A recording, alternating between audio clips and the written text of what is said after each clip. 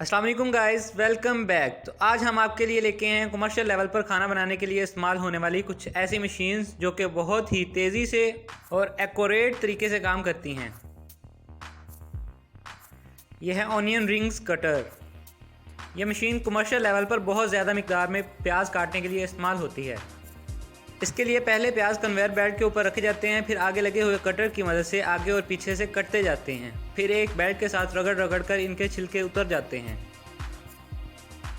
फिर इन प्याज़ों को पानी के शावर्स के नीचे से गुजारा जाता है, जिसके बाद ये बिल्कुल साफ़ हो जाते हैं। फिर इनको एक एक करके इन पाइप्स के अंदर रख दिया जाता है और नीचे लगे हुए कटर की मदद से ये गोल रिंग्स की शक्ल में कटते जाते हैं। और फिर फाइनली इन प्याज़ों को पैक करके मार्केट में सेल होने के लिए भेज दिया जाता है। यह है कैबेज स्लाइसर। ये बंद गोभी को बड़ी आसानी से काटने के लिए इस्तेमाल होती है।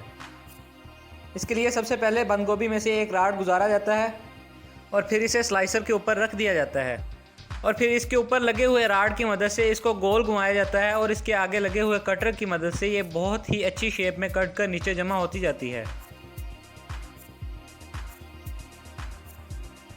और ये है रोटी मेकर।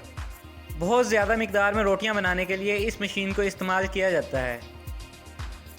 सबसे पहले एक वर्कर इस कंटेनर में आटा डाल देता है, उसके बाद ये पतली शीट में बदल जाती है।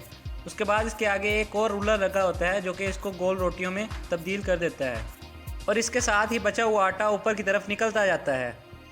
फिर ये रोटियां कन्वेयर बेल्ट के ऊपर चलती चलती बर्नर्स के नीचे से गुजरती है और अच्छे तरीके से पक कर बाहर निकलती जाती है। ये है एग ब्रेकर। ये मशीन एग योक और एग वाइट को अलग अलग करने के लिए इस्तेमाल होती है। सबसे पहले अंडों को एहतियात के साथ इसके अंदर रख दिया जाता है।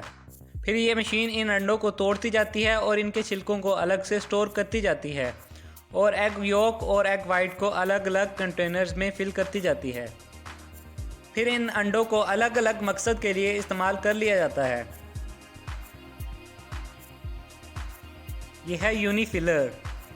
ये बेकरी की प्रोडक्ट्स बनाने के लिए एक पूरा यूनिट है। इस मशीन की मदद से केक्स को बनाया जाता है और इनको डेकोरेट किया जाता है। इसकी मदद से काफ़ी किस्म के केक्स को बड़ी आसानी से बना भी लिया जाता है और डेकोरेट भी किया जाता है। ये मशीन बिल्कुल ऑटोमेटिक है और बहुत ही अच्छे तरीके से काम करती है।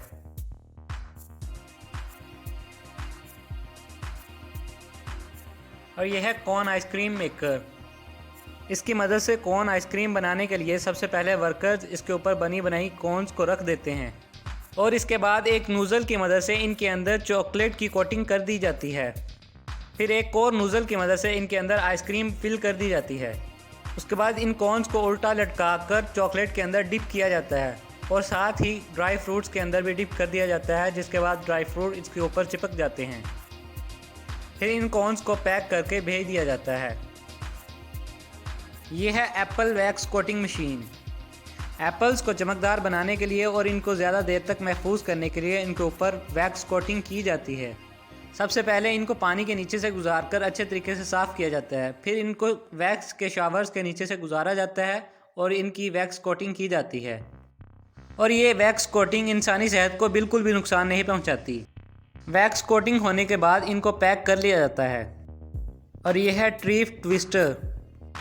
यह मशीन गोश्त के बड़े बड़े टुकड़ों को अलग अलग साइज़ में काटने के लिए इस्तेमाल होती है। इसके लिए सबसे पहले गोश्त के एक बड़े पीस को इस मशीन के अंदर रखा जाता है और इसके ऊपर कवर कर दिया जाता है और इसके बाद इसके आगे मुख्तलिफ़ किस्म के अटैचमेंट्स लगा के इसको अलग अलग साइज़ में काट लिया जाता है। इस मशीन के साथ गोश्त के अलावा और भी काफ़ी किस्म की चीज़ों को मुख्तलिफ़ शेप्स और साइज़ में काटा जा सकता है। तो आज के लिए बस इतना ही। आई होप आपको ये वीडियो काफ़ी इन्फॉर्मेटिव लगी होगी। ऐसी ही मज़ीद वीडियोज़ के लिए चैनल को सब्सक्राइब कर लीजिए और बेल आइकॉन को भी दबा लीजिए।